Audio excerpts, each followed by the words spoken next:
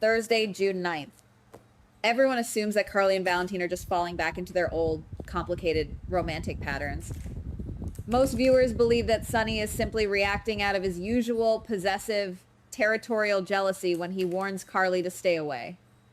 The obvious explanation seems to be that Sonny is just a bitter ex trying to sabotage her happiness by enlisting Brick to ruin Valentine's chances.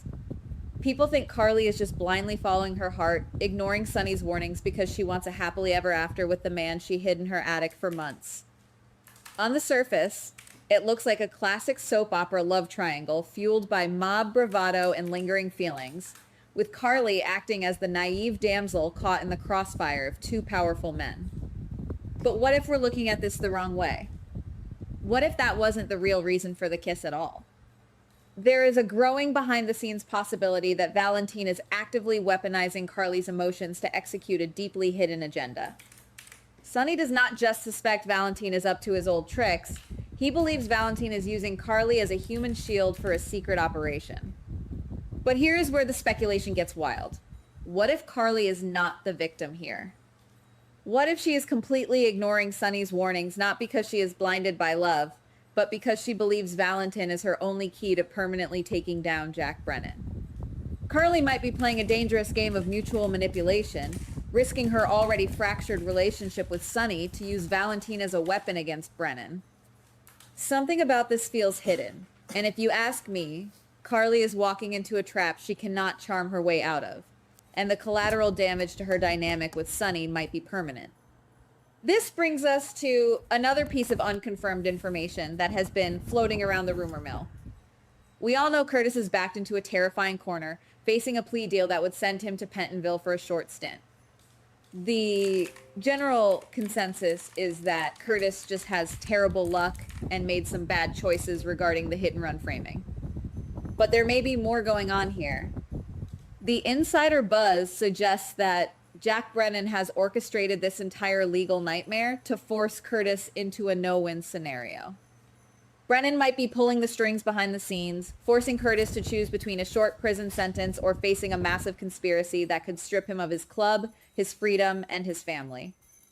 Jordan seems to be catching on to this hidden agenda, allegedly launching her own private investigation to find the invisible hand manipulating the police department and the district attorney's office. And speaking of legal troubles, let us talk about Isaiah and Rick. Everyone thinks Isaiah is legitimately furious and wants to sue Curtis for defamation and false accusations. Most viewers believe this is just a straightforward civil dispute born out of anger. But what if that lawsuit is nothing more than a carefully constructed Trojan horse? Rumor has it that Isaiah does not actually want to drag Curtis into civil court. Instead, he is using Rick as a pawn to gather intelligence on the mastermind who actually framed Willow and orchestrated the hit-and-run chaos. Isaiah is allegedly on a covert recon mission under the guise of seeking legal counsel. If this speculation holds true, Rick is about to realize he is not just handling a standard defamation lawsuit.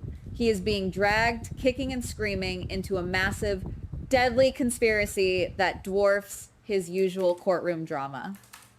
The ripples of this conspiracy are spreading everywhere, especially into the district attorney's office. Molly is currently trying to balance her highly anticipated book tour with the intense pressure of ADA Justine Turner's case. The obvious path is that Molly will just drop the book tour or buckle under Turner's demands. However, the latest leak suggests Molly is going to stubbornly try to juggle both, only to stumble upon a terrifying secret buried deep within Turner's files. The unconfirmed information points to Turner's case being secretly tied to Jen Sidwell and several incredibly powerful, untouchable figures in Port Charles. Molly is about to open a Pandora's box that could destroy her career and put her life on the line, proving that her ambition might just be her fatal flaw in this tangled web of corruption. Meanwhile, on a more personal but equally explosive front, we need to discuss Trina and Portia. We all know Portia is dealing with a highly stressful labor and a fierce confrontation, and Trina just wants distance to focus on her music with Gio.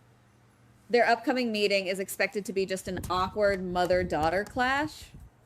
But what if someone planned this tension to force a slip-up? I keep wondering whether Portia is hiding a monumental secret about the recent chaos, perhaps involving Curtis's plea deal or the hit and run. The rumor is that during their tense conversation, Portia will accidentally let a crucial piece of information slip. This single mistake will allegedly cause Trina to realize her entire family is lying to her, sparking a deep paranoia that will isolate her from the people she trusts most right when she needs them the most. The paranoia is contagious, and it seems to have infected the mayor's office as well. Laura is supposedly reaching out to Martin, and the public assumption is that she needs his legal expertise to handle a political scandal or a municipal issue. But that is just a cover story.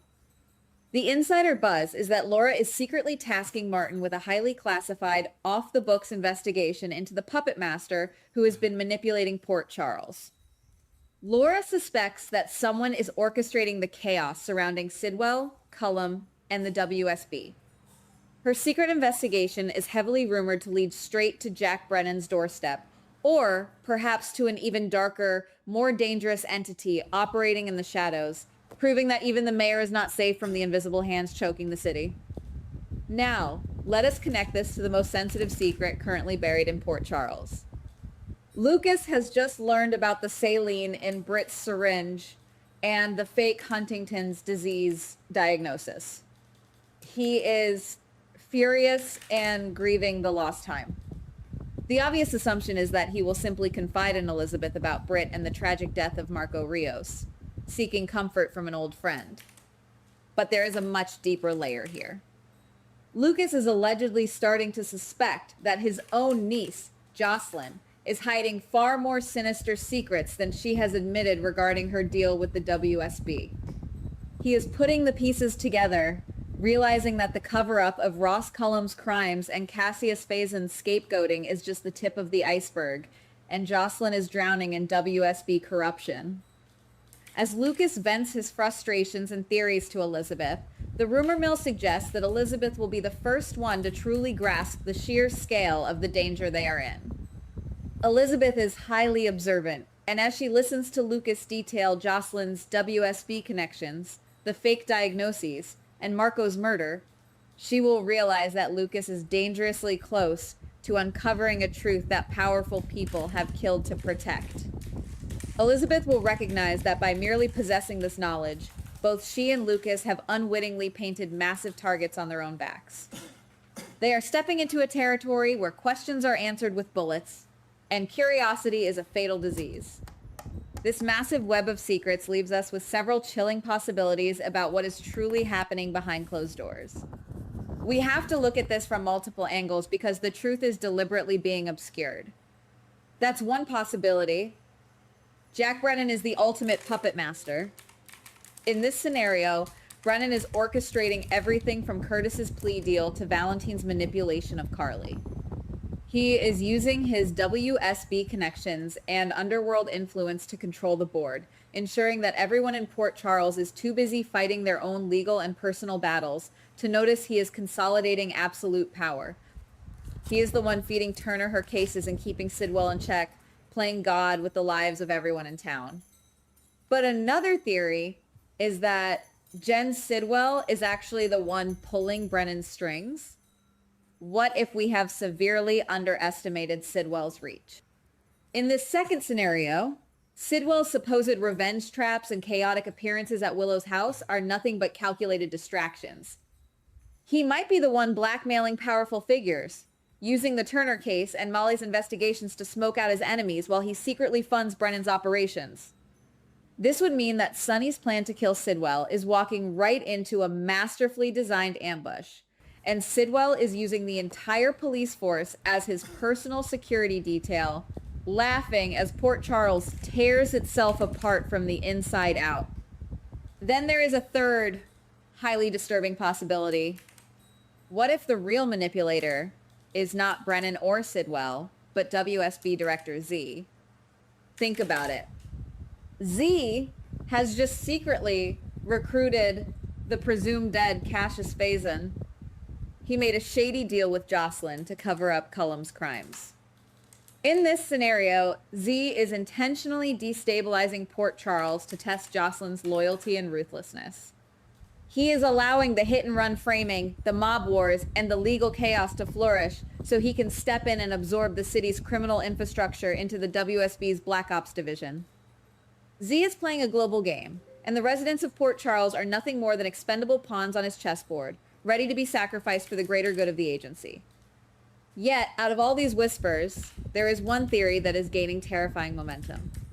This is the most dangerous possibility, the one that will keep you awake at night.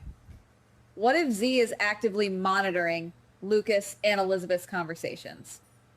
If Lucas is digging into Jocelyn's secrets and the WSB's cover-up of Marco's death, Z cannot afford to let that information leak.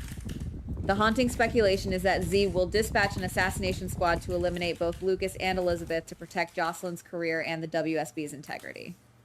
He won't just silence them. He will frame their deaths as a tragic accident or a mob hit gone wrong, leaving Jocelyn completely isolated and fully dependent on the WSB. The idea that Elizabeth and Lucas could be collateral damage in a WSB cover-up is absolutely chilling, and it fundamentally changes the stakes of this entire storyline. None of this is officially confirmed, of course. The network and the writers are keeping everything tightly under wraps, and the actors are sworn to secrecy. We might see Carly outsmart Valentine, or we might see her fall completely into the abyss.